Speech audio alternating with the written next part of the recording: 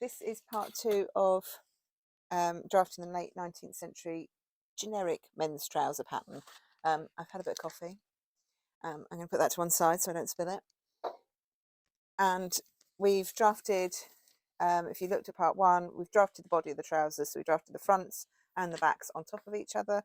The next step is to create a dart in the back panel and then add a waistband, and then I'll go through how to do the pockets, or draft the pockets and the fly piece for the trousers as well. Okay, so let's start with the back dart. So point 27 from point 22, so let's remind ourselves where point 22 is. Point 22 is here, is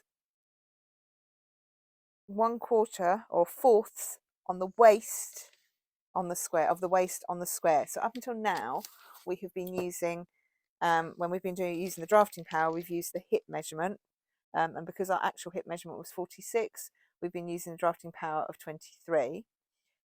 Now we're using our waist measurement, and the drafting power for our waist is 20. So we need to find quarter, so fourths, and we need to find the 20 in that area, which is there. So I'm going to mark on this line between 22 and 19. I'm going to mark that point there. And then that is point 28. And we are going to then, no, I'm lying, that's point 27. Didn't have enough coffee, obviously. And then we're going to square down 4 3/4, so off that line, so following the line that it's on.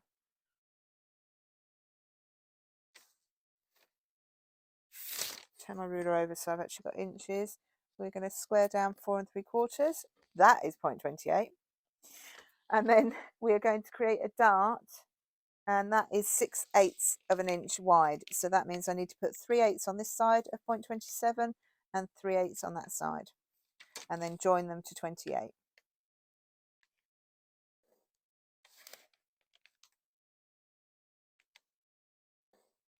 Okay, just going to rub that out because we don't really need that there at the moment. I'm just going to write 27 there. Okay, so that is our dart on our waistline. Now we need to grow on a waistband. Okay, you don't have to have a grown on waistband. You could have a separate waistband. You'd still need to draft it. So I would draft it on here. It was quite common, late 19th, early 20th century. You keep it on, you don't cut through it, you don't have a seam line here. And it creates a fishtail at the back that is quite common in the 19th century trousers.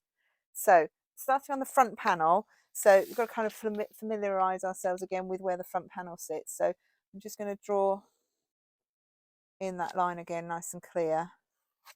So our front is coming up here, going across to 7, and then coming down here to join to 8. Okay, so that's our front, and this is our front waistline. And we're going to mark up from 0 and from 7. We're going to square up 5 centimeters. 2 inches. So I'm going to use, and actually the reason probably why I thought centimeters is because I'm just going to use my pattern master because it's easier to square up with the pattern master.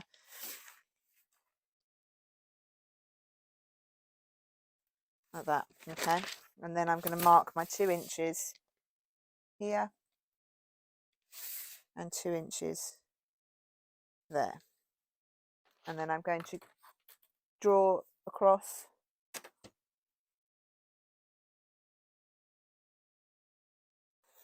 and then, because our waists don't necessarily go straight up, we do actually go out again when you get beyond your waist. I'm actually going to flare this out, so I'm going to just add on 1/4 of an inch and then join it back to 7. Okay, so that would be, and I'm actually going to then smooth this off because I don't like having a square there, so I'm going to smooth it off. It's going to add a little tiny amount to our waistline, but we can always lose that when we're sewing it, when we add our seam allowance, etc. So that's now our new side seam for our front panel. Okay, so it comes up here and over there and then across and then down to 0. Okay, and that would be your waistband in theory if you were going to take it away. And then on the back panel, so our waistline is here because it's got, the back has further to travel because you've got the bottom. So that's your back waistline. So we're going to extend the side seam above 22. We're going to go up by the same amount. So we can actually just extend that line across. We can then square up from 22, and then we're going to do exactly the same. So we're going to come across, we're going to stick it out a little bit just so it's got a bit of a curve, a bit of a flare. Okay, and because it's not so sharp there, because this is a straighter line meeting that line, it doesn't need to have any shaping done to it really. Okay, yours might, this one doesn't. Okay, so that's fine there. But off 19 we're going to do, so this gets a little bit more complicated. So extend the line from point 18 through point 19 by 2 inches. So we drew that a bit earlier anyway. So we're going to go to there, and that is point A. Decided obviously at this point I couldn't do any more numbers. This is point D. Point B from 19 is 1.5, no, point B from 19 is 1.5 inches along the back waistline. So it's along here, 1.5 inches. That's B. And then I'm going to square up from B 3.5 inches. Use my pattern master to square up. My only bugbear about the elsewhere is that it's so you can't turn it easily because it's long and short and whatever. I never seem to get it the right way around. So always have a pattern master handy. So we're going to square up from point B 3.5 inches to point C. And then we're going to join point A to point C with a straight line.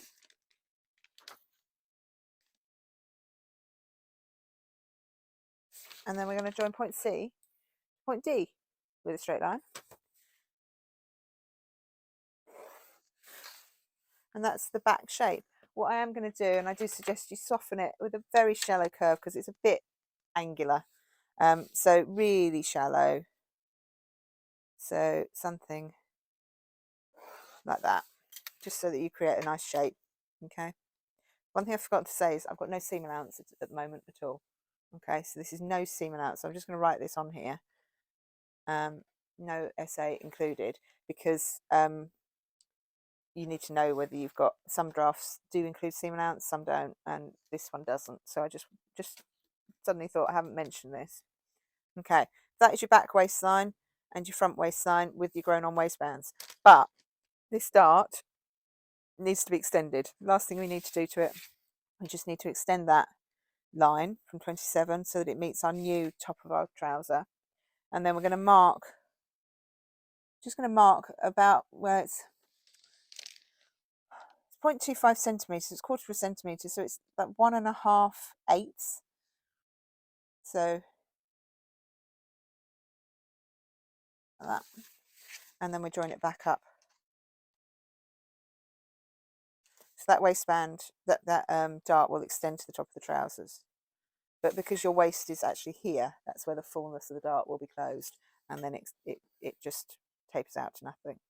Okay. And if you did a trouser, if you wanted this waistband separately, you would then close the dart when you make the waistband. Okay. Which you would do also on your lining. Get rid of the waistband, waist dart on the lining because you don't want to add on any bulk. You don't have to. I do, because then you don't have so much bulk. And that is our trouser pattern completed. The last thing you do is trace them separately. Most pattern paper, depending on the size that you've just drafted, most pattern paper, you still have a whole bit over the other side, which you could at least trace one piece off, your front probably, and then trace your back off. And then you'd make sure that you mark on all the relevant information, so what size it is, who it's for, if you've got a particular person, the straight of grain, so you make sure that you, somewhere at right angles to all your lines going that way, all your horizontal lines, you draw a line going down, which is your straight of grain. And on trousers it's good to do that. If you're not going to do a long line, I usually do a long line which has got using my pattern master, metre rule, just so that you've got a line to follow, because of the length of the trouser. When you lay it on the fabric, you don't want it to be off off the straight of grain. Also, if you want to draw it in the centre, just in case that you want to do pleats down the middle. Okay, yeah, and that's it for those. So the next step is to do the pockets and fly pieces and the waistband lining. So join me back in a moment and I will show you how to do that. Okay.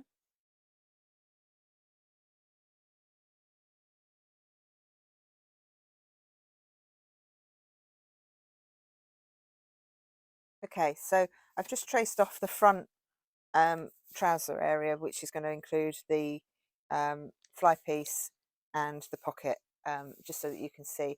You can mark these onto your master pattern if you want to. I just find that it gets a bit complicated once because you've got the back on there as well. I don't know, you can still see it underneath. So you've got the front and then the back. If you had the pocket on there as well, I just think it just adds a bit too much really. So trace it onto a separate piece of paper. You can trace it onto, you can trace off the whole front trouser and mark it onto that if you want to, and then trace it from there. It's entirely up to you. But I'm just showing you just on this section here. So I've marked on my waistline, the top edge, the front section, front crotch line, down a little bit into the inside leg.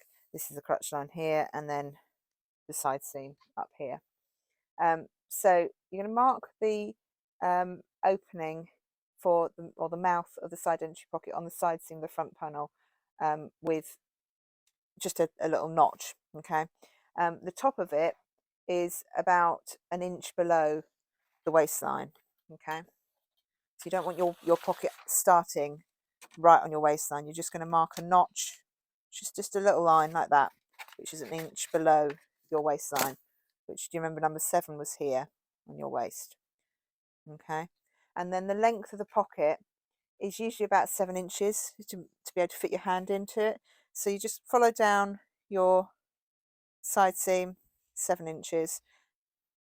I should use the side of a tape measure really to get that shape, but it's not that curvy. But that is my entrance. That's my mouth to my pocket. Okay, if you've got really big hands, you might want to make it deeper. If you think it's too big, you can make it smaller, but on average it's about 7 inches. So between naught, just going to mark that on, so naught is still over here, 7 is here, so approximately halfway between those, you need to mark a point. So we've got 10 1/4, so I'm just going to go 5 1/8, and you're going to square down about, let's just square down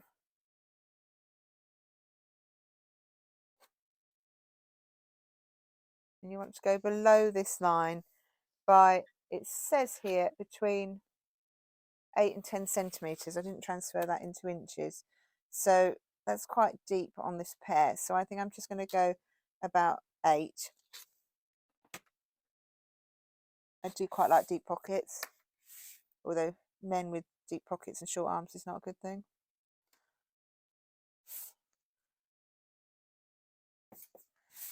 But I don't like losing my stuff, so I like to have nice deep pockets. I always give my trousers deep pockets. Okay, so mark 8 centimeters, and then using my pattern master, I'm just going to square a little way across this way because I want to make sure that I end up with a right angle on this corner, because I'm going to draw in a curve, and I don't want the curve to start there so that we end up with a point when it's open. So always square across, and when you do a curve, it shouldn't start from there. A lot of people either do that to a curve or that, and then you end up with a horrible point. So make sure that you've got a right angle. Even if you start the curve like two or an eighth from there, it just means that you're going to have a nice shape. On the side seam, we need to mark a point which is 2 inches below the mouth opening. And this is what I'm drawing at the moment, is our pocket bag. So that's the opening, and then our pocket bag. And then again, I'm just going to come off that line, and I'm going to square across, and then I'm going to draw in a curve. I can't tell you how to draw this curve in. It's like a very soft S. Just think about a shape that you want a pocket to come into. And now I've drawn that, I don't actually like it. So I'm going to just redo it, and I'm going to just do that.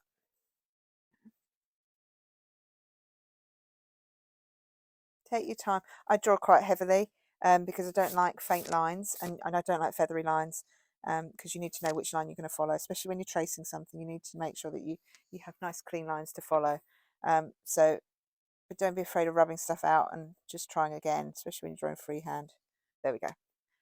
So that's a nice pocket that you can put your hand in, and it's going to sit nicely in it. Okay, and you're going to keep all your goodies in your pocket bag. Okay, and then what you don't want, because pocket lining is, pocket bags are usually lined with a cotton, and you don't want cotton to be showing when you open your pocket. You want to have a piece of the top fabric showing, so we need to create a little facing. So it only needs to be about 2 or 3 inches wide. So I'm going to go 2 inches, and it's just 2 inches from the edge of your trouser, your side seam. I'm just marking down.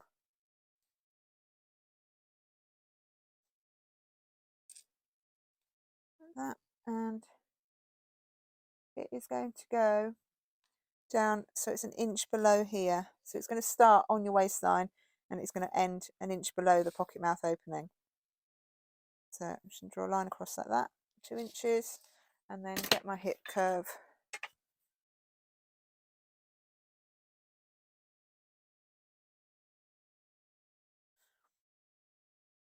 A bit freehand.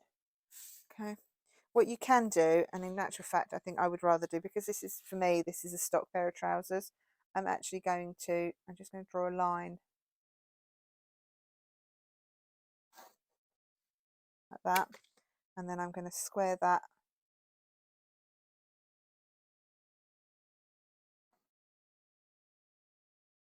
and I'm going to actually have that as my pocket facing. Okay, but if you want it, I make multiple pairs of trousers, so that is easier for me to cut out.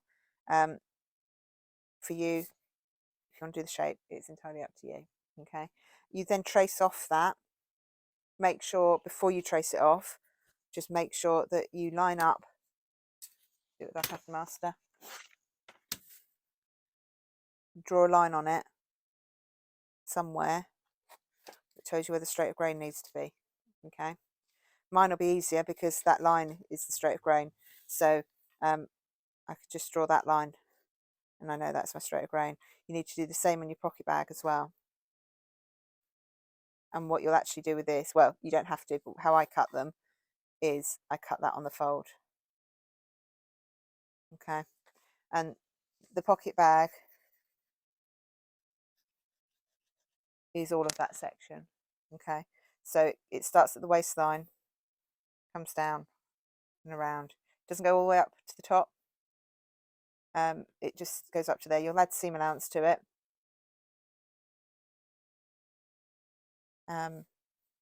but you cut it on the fold here, and then add seam allowance around there, and obviously around this edge. And then your facing is, for you guys, would be like that, but if you want to do a wider one, then you can use that one. Okay, and it's just that section, and you'd cut 4 of those because you need 2 per pocket. So you've got 2 pockets, 1 on each hip, and you don't have to cut 2. I always do cut 4, so that both sides of the pocket bag are lined with it. And then you'd need 2 pocket bags if you're cutting on the fold, or you'd need to cut 4 of these if you're not cutting on the fold. Okay, that's your pocket bag, pocket facing. And then the next step is your fly piece. So to come down here, so 4 inches from 0.6, so 0.6 was over here, so I'm going to get my tape measure, because I'm measuring a curve. You always measure a curve on the side of the tape measure. So I'm going to measure up 4 inches, and that is X. And then that's the end of my fly piece. Okay, and then point Y is 1 inch above point X. It's a very long fly. Okay, you can shorten it if you want to. If you think that's too low, you can bring it up, but because they're high-waisted, there is a long distance between the crutch and the waistline. So they're not modern trousers. That's the thing you've got to remember. On the waistline, measure across here 1 6/8 of an inch. So 1, 2, 3, 4, 5, 6, and that's the width of your fly piece. So we're going to square down.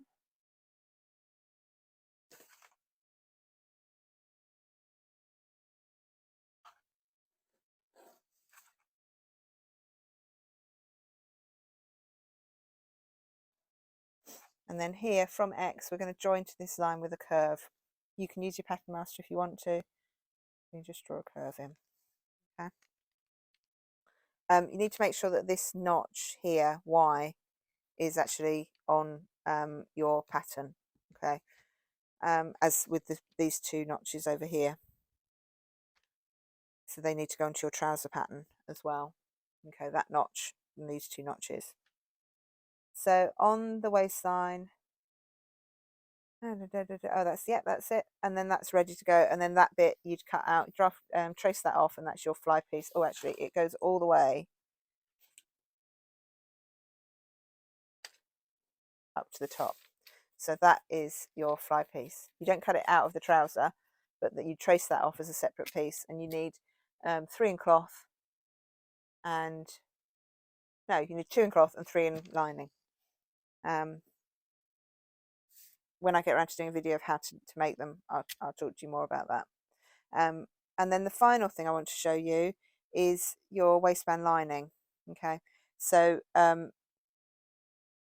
it's the depth of the waistband. So for the front, it's easy. You just trace that piece off. What can I do? I'm going to do squiggles. So you trace that, and that would be your front waistband lining. And then for your back, just cut a piece of paper off the bottom here.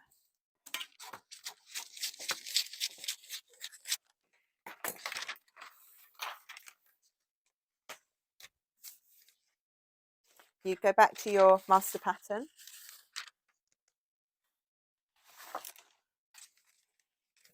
and you trace it off. But what we need to do is get rid of that dart. So start, doesn't matter which end you start, but I'm going to start at my side seam end. So I'm just going to trace up to where the dart is and trace that area.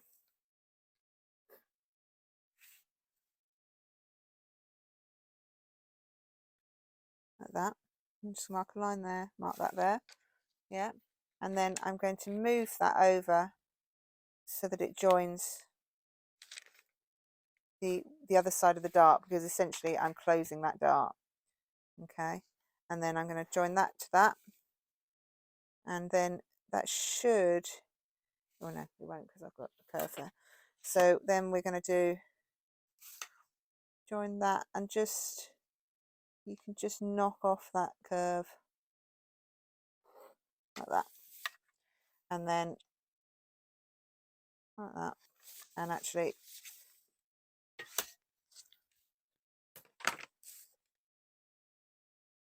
like there. And then I think just to make it look neater, I'm just going to straighten that off. Okay, and that's your back waistband lining. You'd cut 2 of those. Okay, and then that is your all your pattern pieces drafted. So you can trace them all off. Make sure that you mark. So your straight of grain on this one is a bit complicated.